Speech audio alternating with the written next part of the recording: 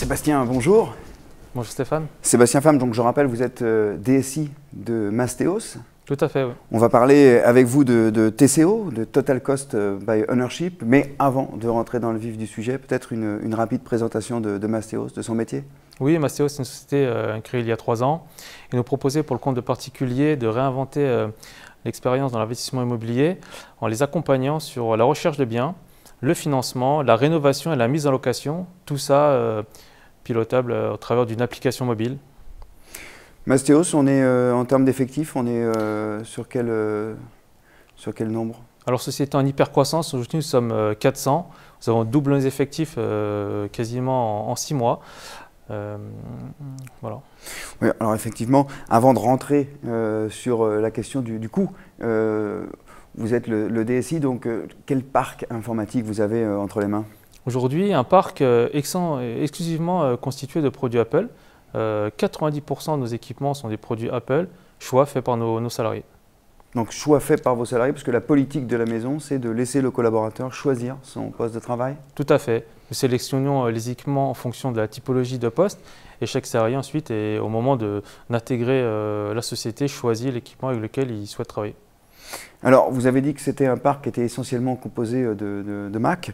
Quel est le coût d'un parc hétérogène comme ça? Et est-ce qu'on est dans cet a priori qu'on a de se dire qu'on a un parc avec des Mac, donc c'est plus cher? Effectivement, l'a priori, je l'avais également à mon arrivée dans l'entreprise. Et le modèle d'acquisition avant mon arrivée était peu avantageux. Mais grâce aux solutions proposées d'Apple Financial Services, suite au conseil de notre revendeur InMac WStore, j'ai pu me rendre compte très vite que les équipements pouvaient nous revenir moins cher que des équipements traditionnels type PC.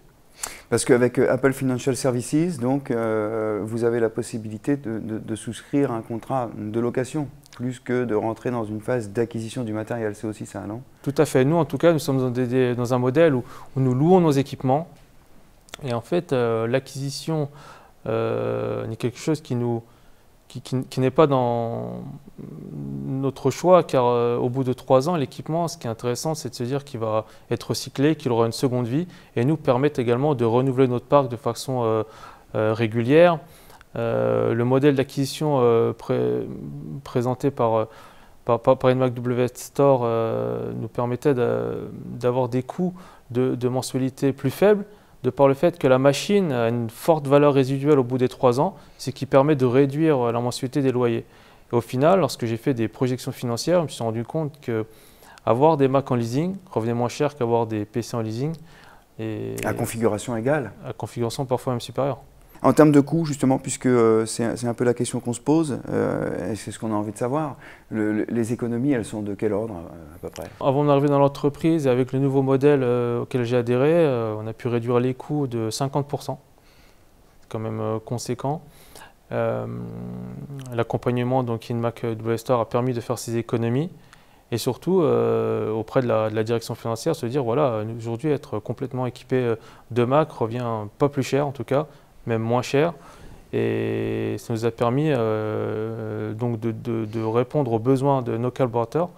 Et aujourd'hui, ce besoin, il est essentiel. Un collaborateur qui utilise une machine avec laquelle il se sent à l'aise, c'est une garantie de productivité et également de considération pour l'entreprise, des données très importantes pour notre société, sans pénaliser nos budgets. Vous faites des économies aussi en termes d'assistance, parce que c'est des utilisateurs satisfaits qui ont moins de problèmes avec leur machine, puis qui appellent un petit peu moins souvent le service IT. Moins de support forcément lorsqu'on est à l'aise avec son équipement, c'est sûr. Et est-ce que vous avez souscrit à une autre offre que AFS, Apple Financial Services? Oui, également à l'offre Apple Care Enterprise, qui permet du coup de garantir un arrêt de prod limité en intervenant sur site en cas de panne en J+1. Et en tant que professionnel, limiter l'arrêt de prod, c'est essentiel. Eh bien, merci beaucoup, Sébastien, d'avoir répondu à nos questions. Merci Stéphane. Je rappelle que vous êtes le DSI de Mastéos. Merci également à vous toutes et à vous tous de nous avoir suivis. Je rappelle que sous cette vidéo, vous trouverez un lien vers le livre blanc dédié au coût de possession du Mac en entreprise. Merci et au revoir.